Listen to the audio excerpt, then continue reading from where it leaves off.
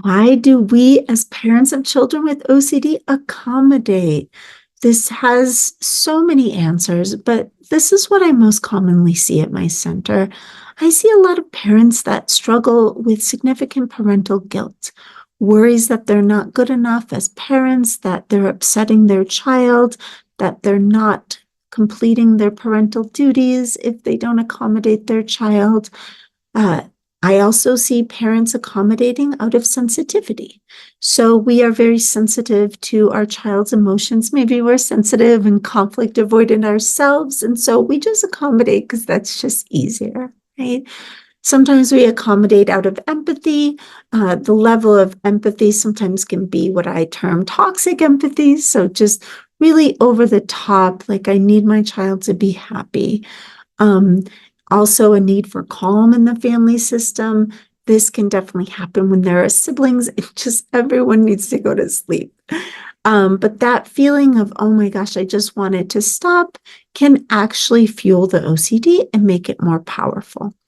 Parental passivity is unfortunately very common. That's something I've experienced myself, which leads to, unfortunately, some very unhealthy permissiveness in parents. There's also a difference in style in parenting from one partner to the next, which leads to a very likely triangulation by the anxiety.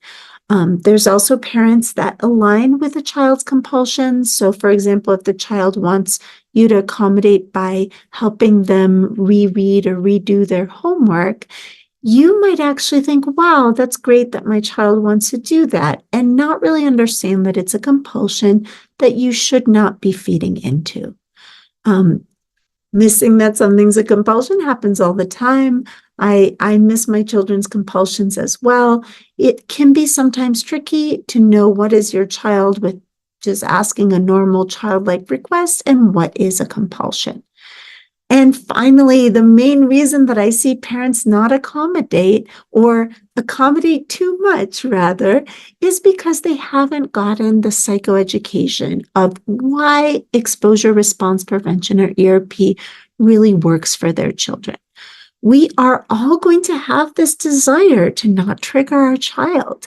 And in order to break free of that desire, we have to really understand the why.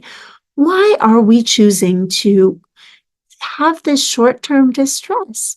We need to really understand that we're building a stronger foundation for the future.